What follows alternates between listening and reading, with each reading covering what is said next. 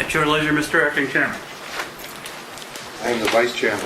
That's Vice not Chairman. acting at all. Okay, very well. Okay, I'd like to call this meeting of the county commissioners to order. We usually start with the Pledge of Allegiance. I pledge allegiance to the flag of the United States of America and to the republic for which it stands, one nation, under God, indivisible, with liberty and justice for all. At this time, I'd like you all join with me in a moment of silence while we think about those people, those families who have servicemen overseas, the servicemen who are serving us, and those who have made that sacrifice and are not coming back.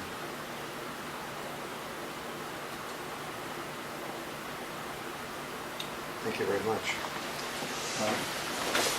Our agenda today starts off with an open meeting. Is there anybody here from the public that wishes to make a comment? Hearing none, we'll move right into the suicide prevention group. Beth, I think you have something to share with us. I do.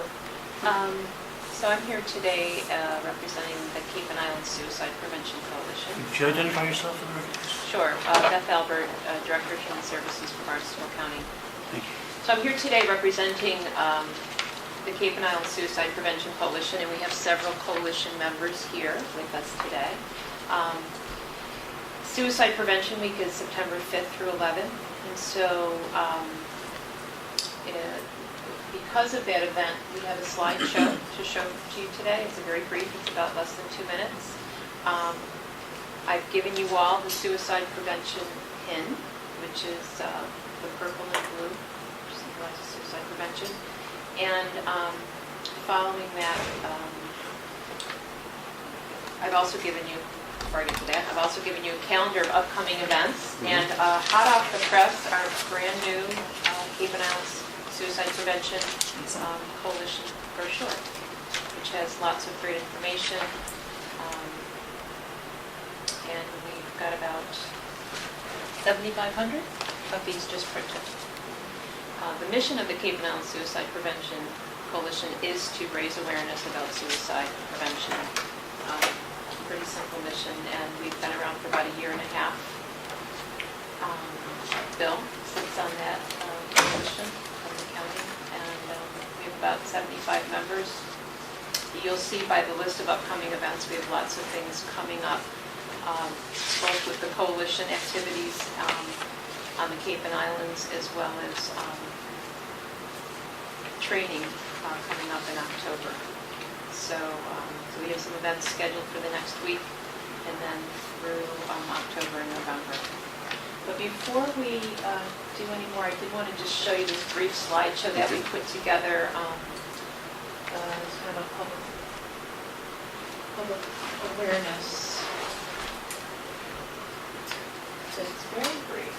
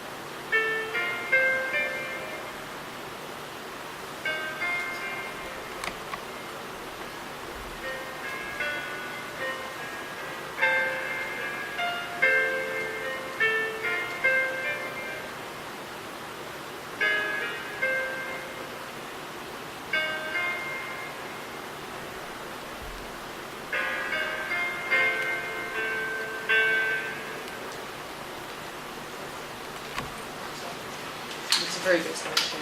So, thank you. Thank you, Beth. And one of the things that I noticed at the back of your schedule is that there is on November 20th, there is a National Survivors of Suicide Day conference in collaboration with the American Foundation for Suicide Prevention, Right.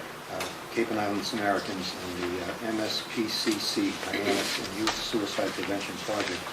That's at 206 Breeds Hill Road, Hyannis. And I can say that I went to that last year, and I was very impressed with the fact that they were connected with what seemed to be the whole world, and that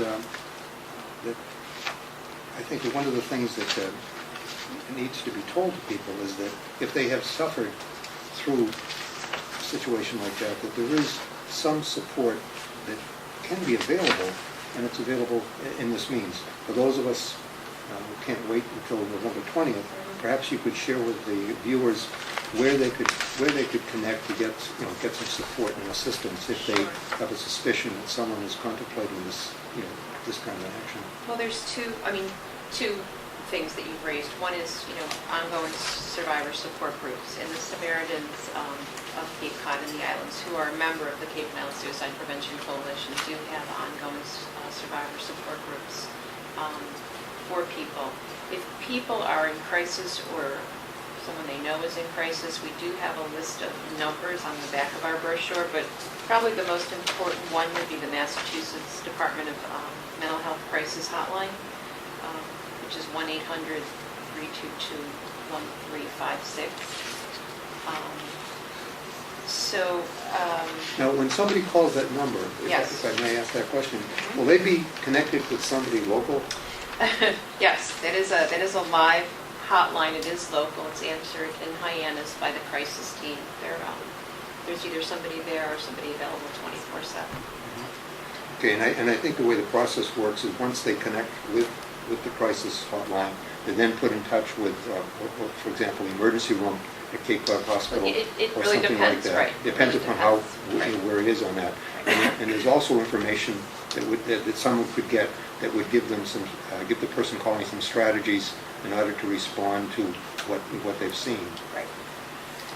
And that is a local Cape Cod It's the Right. Department of crisis Mental number. Health. Department of Right, Mental it's our for local this number. area. For DMH. For DMH, yes. One of the things I just wanted to point out really quickly, we're really asking the community to kind of make this a community response. I mean, you saw by the slideshow presentation that we have, high rates of suicide. The statistics are pretty startling. But it's an issue that's, as Tim Lineweaver, who's our chair, likes to say, has gone under the radar screen for a long time. And so one of the three things the coalition wants to do, we want people's support.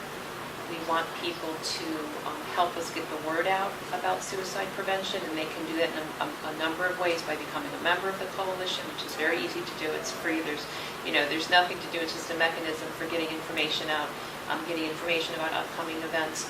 We'd also like to work with people to arrange trainings in the community. There's some gatekeeper training that the coalition is starting to do. One is called QPR, which is Question, Persuade, and Refer. The other thing is just to be aware of the warning signs of somebody who may be at risk for suicide, and not to ignore those, and don't be afraid to ask the question, are you thinking of hurting yourself? Those are really three very simple things the entire community can do. And we're really trying to make that, get that message out there, because it is easy to do. Beth, it would be useful if you tell the viewers what some indications of changes in behavior that should be responded to. Okay. So the warning signs of suicide, and I'm going to read them from here. There's many, obviously. Some of them are more important to know than others. Obviously threatening to hurt or kill yourself, or talk of suicide, talking excessively or writing about death, giving away your possessions, obtaining pills or a means of getting to suicide, or internet searches looking for ways to die, withdrawing from your friends or family, feelings of guilt or hopelessness, and increased drug use or alcohol use are all some of the warning signs of suicide. Now, would you suggest that someone keep this all to themselves, or would they try to share the burden in order to get some help? I would absolutely encourage people to not try to deal with this themselves if they are feeling that way, that absolutely to reach out.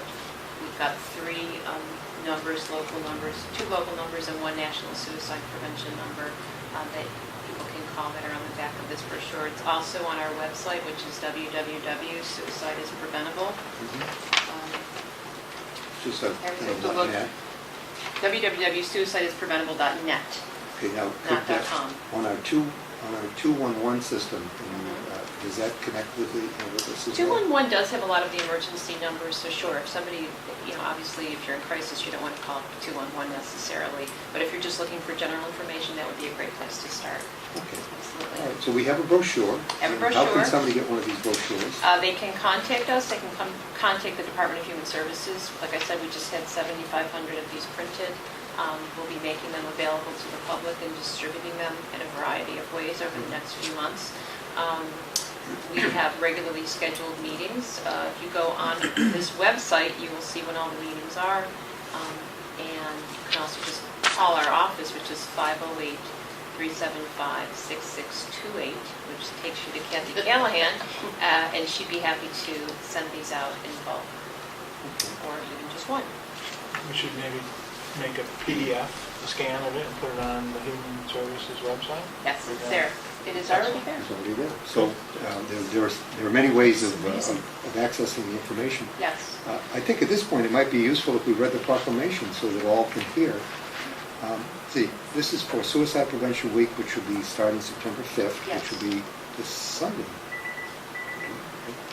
Whereas in the United States, 1 person completes suicide every 16 minutes, and whereas suicide is the 3rd leading cause of death for adolescents and young adults in Massachusetts, and the suicide rate on Cape Cod in the islands is 1.5 times higher than the state average, and whereas suicide is a most tragic and disruptive event for families and communities, it is estimated that there are 5 million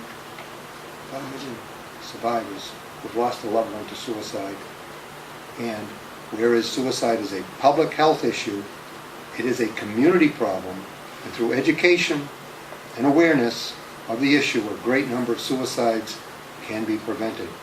Therefore, we do hereby officially designate the week of September 5th to 11th, 2010 as Suicide Prevention Week in Barnstable County, and we've fixed our hand of Mary Pat Flynn, the chair, William Doherty, the commissioner, and Sheila Lyons, also a commissioner. And I might add that Mary Pat Flynn is not here today. She was at another important meeting of the pension group. Maya. So, she sends her fondest regards and wishes for success in this particular venture, realizing and recognizing how important it is. Now, what do we do with this? We give this? We will give that to Beth, and that's been, I noted that on our minutes. And perhaps there's some Yes. members of the audience that we'd like to hear from. Yes, and who would like to speak? Jan? We probably should introduce. Jan Gardner was a Let's town councilor introduce- from still is. the town of Barnstable. Still isn't co-time. Last time I checked, it's still in. And a fellow member of the Human Service, is it Human Needs or Human Human Service? Services Committee. Human Service Yeah. Committee in the town of Barnstable, Yes. where they gave me this pin, by the way. Right? Yes, and thank you for our pins. I love it. And Maura Weir, are you the coordinator, consolidator? I always forget what you are with regard to this program. All right, worker. Youth Suicide Prevention Project Manager. Okay, see, it's a long name. How can I remember with my short-term memory as bad as it is? And Kate McHugh, I'm a member of the steering committee. yes, you are.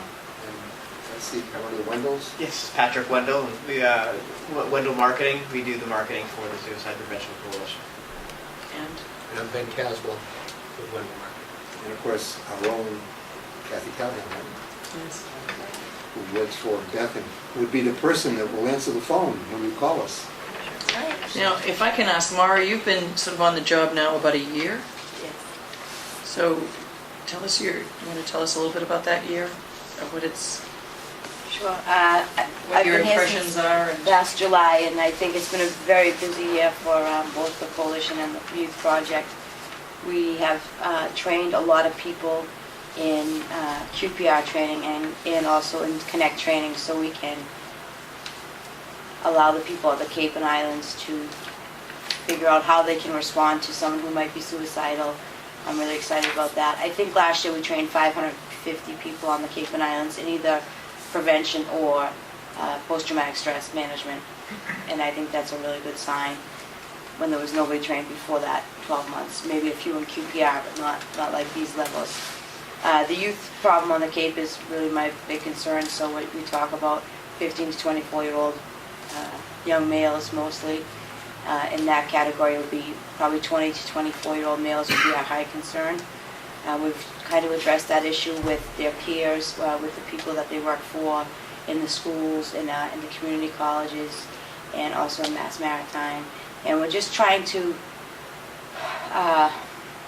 identify young adults in the population that might be at high risk, and then work with them to figure out how they can cope better and have better problem-solving skills, and also for their friends and peers to recognize how they can help someone that might be suicidal. And we find that peers often talk to their peers instead of their parents and friends or teachers, so we're trying to educate their friends on how to prevent suicide. So brochures like this one are excellent for us to be able to hand out when we go to the colleges or when we have a training. And we're trying to do some screening in the schools on the Cape to recognize someone who might be suicidal. So we've told all the schools about what we can offer, and a lot of them are coming back now this year saying they would like their population of young people to be screened for depression and suicide. So I'm really excited about this year because we're doing a lot of work in the schools. when you're talking to teenagers and if they share stories, I'm just curious about, say they have a friend who they feel is becoming depressed in changing their behavior. Maybe they were best friends for a long time, now they're changing their behaviors and showing signs of depression. They're just different. So other children or their other friends are kind of shying away because this person is changing, and that person wants to help, and yet, they're young. They're not really in the role of a therapist, but that person still needs that friendship. So to be able to feel that you can still be a friend and not have to solve that problem, but solving your role in it is hanging in there. Are there experiences that are shared with you about friends who see their friends and they just don't know how to handle that? They're becoming different. They're becoming almost difficult to even be around. So they're losing friends, and I'm losing friends because of them, and that type of thing. I mean, how are there conversations like that, and how do you help young people push through that? Each and every event that I've ever gone to or hosted or talked at, there's always 2 or 3 young people that stay behind to talk to me about issues like that. And it's very evident, say, when we go to maybe a youth-sponsored event and it's all young people there, that there could be some people that will just stay behind. And it's always my friend. I don't know what to do. I don't know how to talk to them. I don't want to tell their parents. I don't want to break the confidentiality thing. And then there's also the scenario where we have gone into groups that would be more private and reserved anyway because their ethnicity or their nationality or their GLBT population, they pretty much keep things to themselves. And they've opened up as well and said, this is a big issue in our community. We need help. We need to know what to look out for. I think there's 2 things that you mentioned there. One is training that young person to be able to ask the question, are you going to kill yourself, or are you going to hurt yourself? And then persuading the person who might be feeling that way, for reasons to live. And then the last part is saying, hey, I can't handle this on my own. I need to tell someone about this. I'm going to tell, my counselor or the school, maybe adjustment counselor or the nurse or something, and that be okay for them to do that. It's a big, huge burden to take on when your friend comes to you and says they're not feeling well, they're not doing well. And Go ahead. Well, we have a training for young people in QPR, which is the question, persuade, and refer, and we run that often around the Cape and Islands. It's mentioned on the brochure, but next Friday night on the 10th of September, we're holding a QPR for youth in the Hyannis Youth and Community Center for that population, and they can come. It's an hour and a half. We're having free pizza and refreshments and things like that, and they'll just learn the basics: how to ask the question, how to persuade the people to live, and then make the referral on. And we also have one for adults following that from the coalition from 7 to 9. So we'll be at the Hyannis Youth and Community Center next Friday for Suicide Prevention Day, and we'll have the 2 trainings on at that time. You know, I mean, my experience is that young people want to help, and yet they're still young people. They don't have the life experience, the sophistication, and they're almost accepting the role of a therapist, where they don't have to. They can just still remain that friend and let other people fill that role. And I think that that's an important allowance to be able to tell people that. You don't have to cure or be the person. You can just hang in there, and you know that's your role in this. But I think that there's an important part of this, in my Yes, opinion. I Okay, agree. the important part of this is that a burden shared is a burden lessened, and Right. that Exactly. the best advice I think you can give anybody is, look, don't keep it to yourself. Right.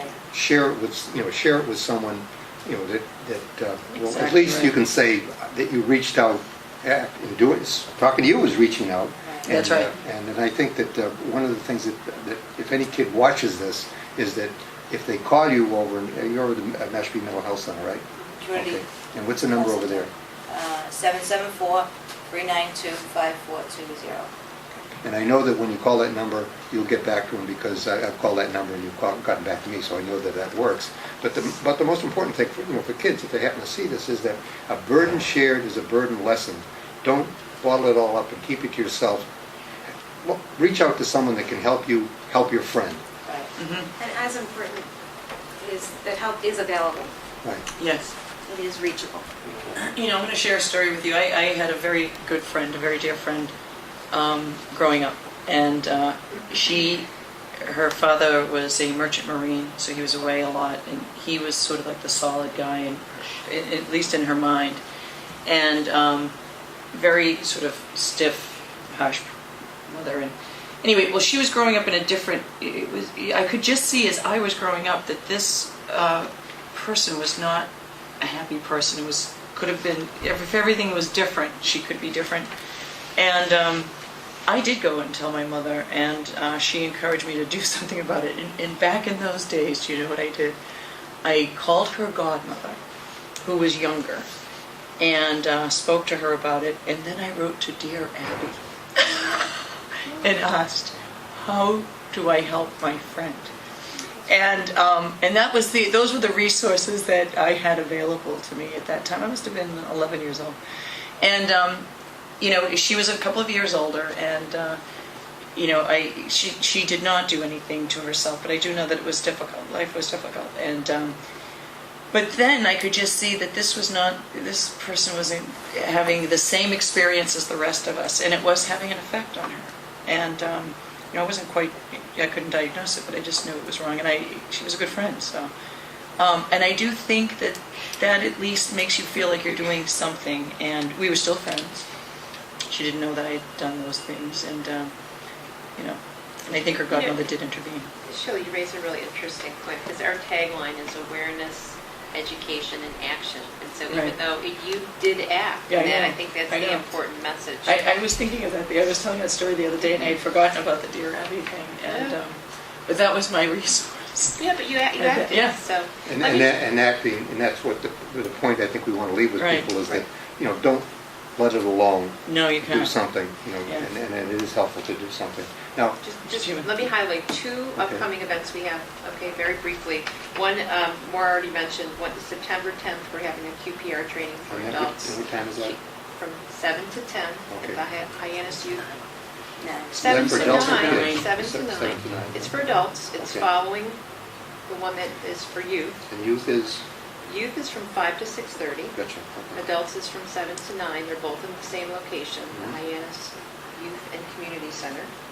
And then the other event I just want to highlight that we have coming up is a community forum in Harwich on October 26th. And there's a series of presentations being conducted on the 25th, 26th, and 27th by Dr. Sally Spencer Thomas, working in conjunction with the Youth Suicide Prevention Project. We're bringing this woman in from Colorado. She's a nationally known speaker. We're doing youth projects, doing a few different presentations, and the coalition is doing a community forum in Harwich on October 26th at Harwich High School.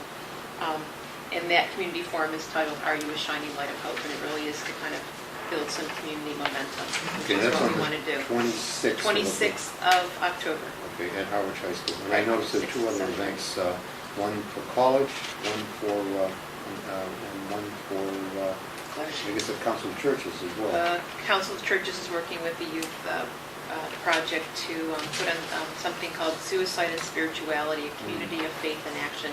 And this, I think, is the second clergy training that Maura has been involved with, and the Council of Churches. So that's something that's really neat about the bereavement counseling that the churches do, people coming to their pastors.